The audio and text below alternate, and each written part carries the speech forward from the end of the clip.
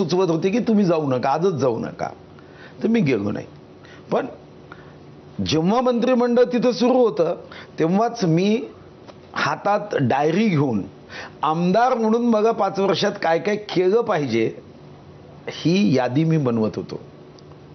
म्हणून मला वाटतं की पद गेल्याचं कधीच मग वाईट असण्याचं कारण नाही. कारण मग याची जाणीव पद जाता नाही येतं. स्वतः देवेंद्रजी मुख्यमंत्री होते, मग विरोधी पक्ष नेते जागे, विरोधी पक्ष नेत्यावरून पुन्हा उपमुख्यमंत्री जागे, उपमुख्यमंत्री पदावरून पुन्हा मुख्यमंत्री जागे.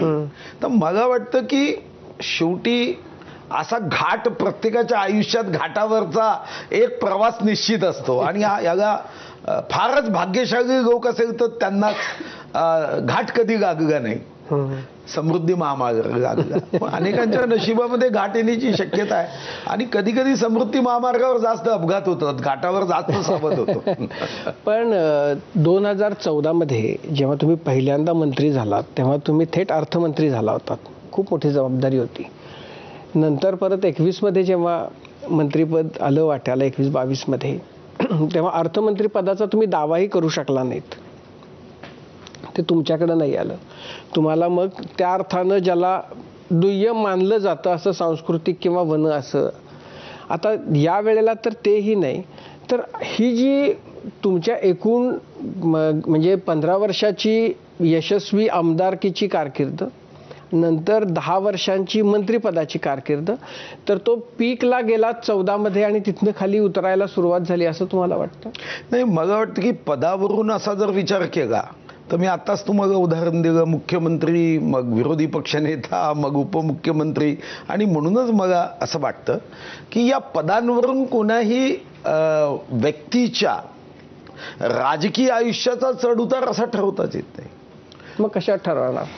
तुम्ही शेवटी काम करून किती कार्यकर्त्यांना सोबत ठेवता, किती कार्यकर्त्यांना जोडता, संघटनेमध्ये लोक तुमच्या सोबत किती आहे हा विषय महत्वाचा असतो. मी लोकसभेत पराभूत झालो. लोकसभेत पराभूत झाल्यानंतर हे खरं आहे की लोकसभेत लढण्याची माझी इच्छा नव्हती. तुम्ही एकमेव म्हणजे हे मला तर हाही प्रश्न आहे की तेच तुम्हाला भोवलं का की तुम्ही जाहीरपणानं असं सांगत होतात की कुणीतरी माझं तिकीट कापा, कोणीतरी जा माझं तिकीट कापा.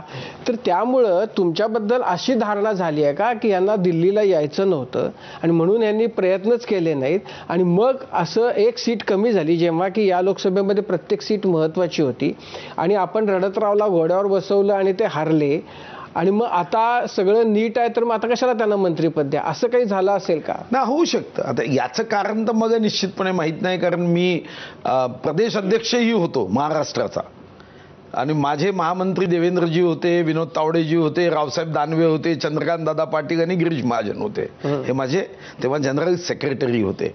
म्हणून मी अध्यक्ष असतानाही दिल्लीत कमी जायचो. त्यामुळे दिल्लीत काय विचार केला जातो हे तर अजूनही मला माहीत नाही. पण त्यांनी या दृष्टीने विचार केला असेल तर पक्षासाठी योग्य असेल तर ते स्वीकारलंच पाहिजे. कारण ज्या पक्षांनी मग प्रदेश अध्यक्ष केलं, ज्या पक्षांनी मग अर्थमंत्री केलं, नुसतं अर्थमंत्री केलं नाही तर मग ही संधी प्राप्त झाली. अर्थमंत्री म्हणून स्वर्गीय अरुण जेटलीजींनी त्यांनी जेव्हा best finance minister of India म्हणून मला पुरस्कृत केलं तर मला स्वातंत्र्यानंतर 11,975 कोटी रेव्हेन्यू सरप्लस करण्याचा संधी मला सौभाग्य प्राप्त झालं. 2,550 स्क्वेअर किलोमीटरनी ग्रीन कव्हर देशात मी वाढवलं. 4 लिम्का रेकॉर्ड बुक आहे, लिम्का रेकॉर्ड आहे, 2 गिनीज वर्ल्ड रेकॉर्ड आहे. मला सांगा, अयोध्येच्या राम मंदिरात ही मग पक्षांनी संधी दिली की मी 6 डिसेंबर रोजी तिथं कारसेवक म्हणून गेलो. माझ्या समोर तो जो ढाचा आहे तो उद्ध्वस्त झाला आणि मी सौभाग्यशाली आहे की त्या मंदिरात आज जगातला कोणताही रामभक्त येऊ द्या, कोणताही रामभक्त आला तरी तो जातो माझ्या दरवाज्यातून.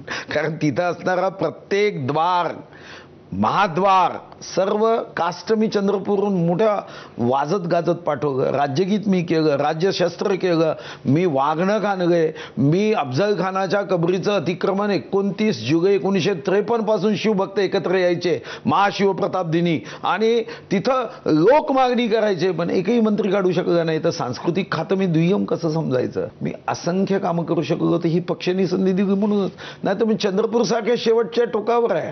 नाही, पण मग याचाच म्हणायचा अर्थ असा की मंत्रीपद महत्वाचं आहे ना, नाही मंत्री होता म्हणून तुम्ही हे करू शकलात. मग इतकी कामं केल्यानंतर कदाचित दुसऱ्या संधी देण्याचा विचार केला असेल की आपण मोबाईल 15 व्हर्जन वापरतो, कधी 16 व्हर्जन वापरला जातं. याचा अर्थ काही ऍपल कंपनी वाईट आहे असं तर कोणी म्हणणार नाही.